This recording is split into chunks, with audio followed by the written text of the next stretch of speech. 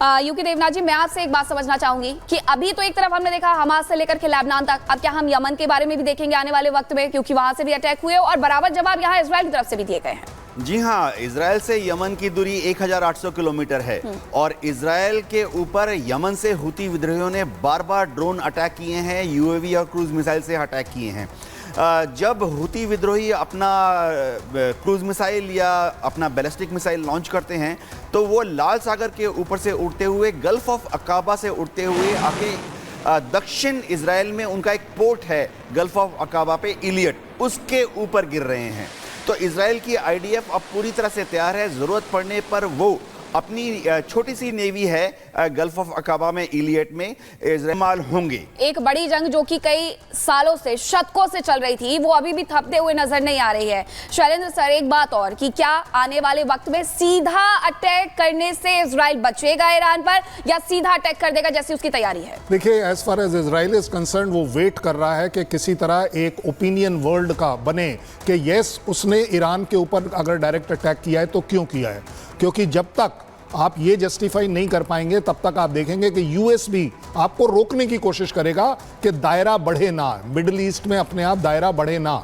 सबसे बड़ी बात। दूसरी बात, उसे ये भी पता है कि ईरान अपने आप में समझदार है कि वो डायरेक्ट अटैक इस तरह का indirect by air, by missile ये जरूर करेगा, लेकिन एक जिसको बोलते हैं ना वॉर अटैक, वो अपने आप में ना तो उसमें काबिलियत है। सीधा बचना होगा कि ये सब कुछ फैल जाएगा, बहुत ज्यादा हो जाएगा और बहुत कंट्री तक चला जाएगा। सर, आपके पास लौटूंगी लेकिन कुछ तस्वीरें आ रही हैं, वो दिखा देती हूँ, जहां इजराइल लेबनान के साथ साथ सीरिया पर भी ताबड़तोड़ हमला कर रहा है। जाबले में इजरायली सेना ने हथियार डिपो पर हमला किया है, जिसकी तस्वीर सामने आ गई है। सीरिया में इजराइल की तरफ से ये हमला किया गया है और हर एक तस्वीर उसकी सामने आ गई है। किस तरीके से वहां धुएं का गुबार फैला हुआ है, वो तस्वीरें आप देख सकते हैं कि आखिरकार जो तबाही शुरू हुई थी गाजा से, अब वो सीरिया तक जा पहुंची है, क्योंकि हर तरीके से ये कहीं ना कहीं खड़े हुए नजर आ रहे थे कि हम हमास के साथ हैं और अब सब तबाही की ओर है। वही इजराइल के तेल अवीव पर ड्रोन अटैक हुआ है। ईरान ने कामिकेज ड्रोन से हमला किया है। ड्रोन हमले से कई गाड़ियों में आग लग गई है।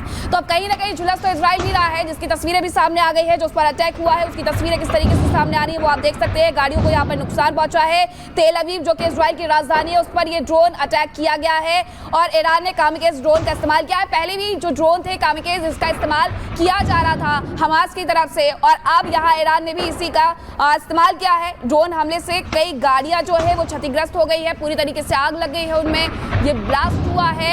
ये तस्वीरें, उसको टास्क किया जाएगा कि वो ईरान में घुसकर ईरान के न्यूक्लियर इंस्टॉलेशन पर हमला करे। इजराइल की एयरफोर्स इसके लिए पूरी तरह से तैयार है, लेकिन ये एक बहुत बड़ा पॉलिटिकल डिसीजन होता है जिसमें कि दुनिया की भागीदारी है। फिलहाल यूरोप के जितने देश हैं, नेटो देश हैं, और तो और अमेरिका है, IAEA है, इंटरनेशनल एटॉमिक एनर्जी एजेंसी, सबकी इजराइल के ऊपर थोड़ा दबाव है कि इजराइल जो है ईरान के न्यूक्लियर पावर प्लांट्स को हमला ना करे। ईरान में एक दो जगह ऐसी है जहां पे इसके पहले मोसाद ने कुछ छोटे छोटे हमले किए थे, खासतौर से ईरान के जो न्यूक्लियर रिसर्च फैसिलिटीज हैं। लेकिन दिक्कत ये आ रही है कि अगर इन पर हमला किया गया तो उसका जो न्यूक्लियर रेडिएशन होगा, न्यूक्लियर डस्ट होगा और न्यूक्लियर फॉल आउट होगा, वो हवा के साथ किसी भी दिशा में उड़ सकता है और तो इससे एक बड़ी हानि भी हो सकती है। लेकिन कर्नल शैलेंद्र, हम क्या ये समझे कि हमने जिस तरीके से 1945 में लोगों ने देखा नागासाकी अटैक होता है, जापान के ऊपर जो अटैक हुआ था, उससे दुनिया ने बहुत कुछ सीखा था। हाँ, हर देश ने अपनी परमाणु शक्ति, परमाणु ऊर्जा को बढ़ाया जरूर है, लेकिन अगर इसका इस्तेमाल कर दिया जाता है इजराइल की तरफ से ईरान के ऊपर, तो उसके साथ साथ और भी तो कंट्री है जो पूरी तरीके से डिस्ट्रॉय हो जाएंगी। जय हिंद, नमस्कार। सबसे बड़ी बात यह है कि न्यूक्लियर वेपन सिस्टम्स एक वो स्ट्रैटेजिक वेपन सिस्टम है जिसके साथ आपकी एक बहुत बड़ी जिम्मेदारी आती है। ऐसा नहीं है कि पाकिस्तान कल सवेरे कुछ भी कर ले, कोई दूसरा तीसरा कुछ भी कर ले। जिसके पास भी है, जो भी एस्पायर कर रहा है, वो उसे एज अ डेटरेंस लेना चाहता है, not as a offensive weapon. Offensive तो वो ऑटोमेटिकली है ही, बट अपने आप में उसका होना आपके लिए एक तरीके की गारंटी है। आप अगर छोटा सा एग्जांपल ले लीजिए, क्या यूक्रेन के ऊपर कभी कोई अटैक कर पाता अगर उसने अपने न्यूक्लियर वेपन्स डिसमेंटल ना करे होते?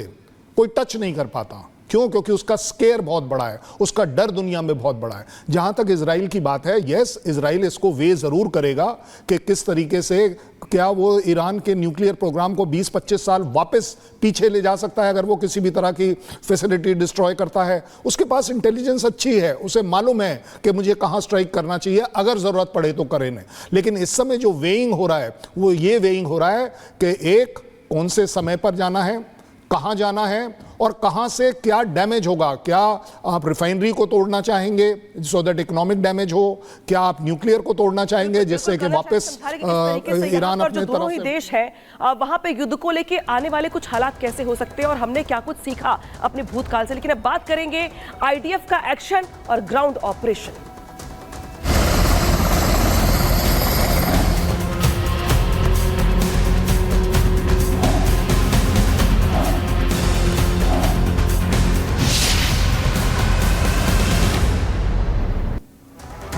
तो लेबनान और सीरिया पर इजराइल की ओर से जो बमबारी है वो भी यहां लगातार की जा रही है। लेबनान और सीरिया के तमाम ऐसे इलाके हैं जहां पे आईडीएफ की ओर से ग्राउंड ऑपरेशन भी यहां पर तेज कर दिया गया है। इजराइल की ओर से भारी बमबारी की गई है।